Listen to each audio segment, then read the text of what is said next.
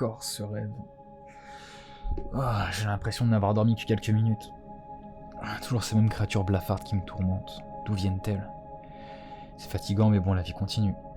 Même si je me sens pas en très grande forme, je dois remplir mon rôle d'alpha. À Wolfenburg, la chasse est plus qu'une nécessité, c'est un véritable sport. Plutôt que d'utiliser des lances ou des arcs comme des pleutres, nous préférons chasser au couteau, même les gros gibiers. Ma meute, c'est comme ça qu'on appelle une compagnie par chez nous, est réputée dans la cité pour sa capacité à pister les plus belles prises. Et c'est d'ailleurs grâce à ça que je me suis taillé un nom. Tristan Vif et Clair. Pour comprendre la raison de ce sobriquet ridicule, il faut connaître la méthode de chasse qui est la nôtre. Une fois notre cible repérée, une équipe la rabat dans une zone où il n'y a qu'un faible espace pour circuler, et c'est à l'alpha de faire couler le premier sang. Lorsque la bête arrive à sa portée, il lui saute sur le dos et la poignarde. C'est dangereux, brutal, mais traditionnel. Et si cette stratégie vous semble familière, vous comprendrez pourquoi on nous appelle la cité du loup noir. Mon record personnel, un sanglier mâle de plus de 200 kg. Même les eunuques des terres du Nord n'en chevauchent pas des comme ça. C'est ce trophée qui m'a fait connaître dans la cité, mais hélas, ce n'est pas assez pour séduire la belle Iseult. Pour ça, je ne perds pas espoir. Je sais qu'à force de persévérance, elle reconnaîtra en moi le bel âtre qui la comblera. Bon sang, ce mal de crâne. Bon, faut que je sorte de la tente maintenant, car elle a sans doute trouvé notre prochain gibier. J'entends un sifflement que je connais bien. Juste le temps de m'étirer et de sortir de la tente. Voilà mon comparse qui me fait signe. La chasse peut commencer.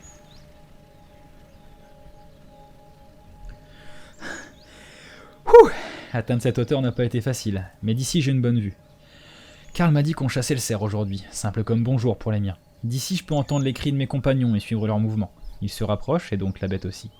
La technique de chasse s'adapte à chaque alpha. Personnellement, je préfère dégainer ma lame à l'avance et la caler entre mes dents. Comme ça j'ai les mains libres pour agripper ma proie avant de la faire chuter. Elle se rapproche, je la sens. Quand elle sera à portée, je lui sauterai sur le dos. La voilà, c'est parti.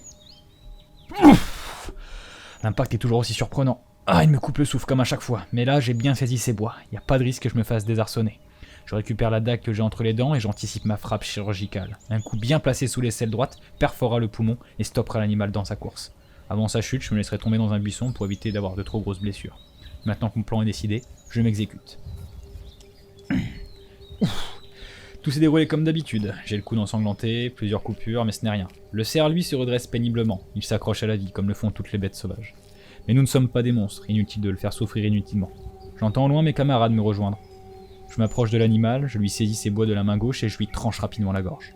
En regardant le cerf dans les yeux, je vois la vie disparaître, tandis que je lâche son corps. Ma proie gît maintenant sur le sol, tandis qu'un sillon carmin se déverse à mes pieds. Autour de moi, le chaos de la bataille faisait rage, et je vois mes hommes se battre avec férocité contre l'envahisseur. Je reporte une dernière fois mon attention sur le cadavre du guerrier que je venais d'oxyre. Il fut un piètre adversaire pour moi. Encore une victime de plus à notre palmarès.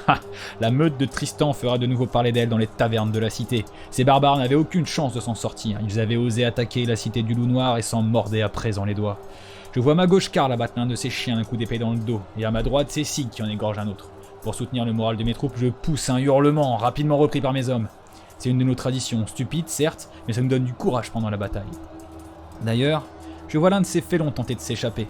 Quelques bons me suffisent pour le rattraper et lui enfoncer ma lame dans le dos. Ce barbare crie au désespoir avant que je ne lui tranche la gorge d'un revers de la main. Je pousse son corps au sol, couvert de sang et de sueur. Je lève ma tête et je contemple la lune qui projette sur nous sa lumière bienfaitrice. Nous avons gagné la bataille, et elle m'a ouvert l'appétit. D'ailleurs... D'où vient ce fin fumet? Karl a déjà préparé le ragoût? Je le vois s'agiter autour du feu entouré de mes compagnons. Une pièce de gibier tourne lentement au-dessus des flammes, régulièrement arrosée d'une main experte par notre fin gourmet. Que ferais-je sans eux? Allez, une tape dans le dos de mes hommes et je prends la place qui me revient. Karl me tend un cuisseau de l'animal que j'accepte volontiers. Une rapide bénédicité à Ulrich, le dieu de la guerre, du loup et de l'hiver, et nous pouvons commencer notre souper. Le potage est exquis, le repas savoureux, la chair tendre et juteuse. Je sens couler à mes lèvres une sauce printanière que j'essuie d'un revers de la manche et... Qu'est-ce que c'est que cette tache rouge carmin? Et cette peau pâle qui recouvre cette main maladive? Qu'est-ce que c'est que ce bruit immonde? Mais vous mangez tous comme des porcs?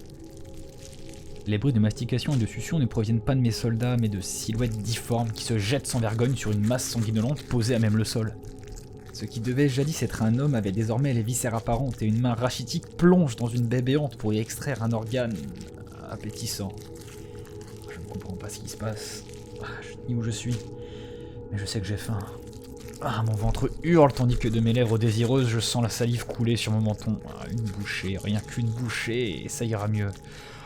Je replonge mes crocs dans la cuisse que l'on m'avait servie et en savoure chaque bouchée. Entre mes doigts longs et faméliques se trouve l'objet de ma convoitise, une jambe sanguinolente à moitié dévorée. Je reporte une dernière fois mon attention sur mes goules. Dans quelques heures, la chasse reprendra, et pour le moment, c'est l'heure du festin.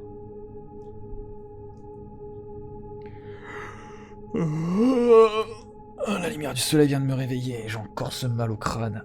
Et ces cauchemars ne me lâcheront donc jamais. Je dois toutefois composer avec. Il est temps de sortir de ma tente, car elle doit avoir sans doute pisté notre prochaine proie. Je vois qu'il me fait signe. La chasse peut commencer.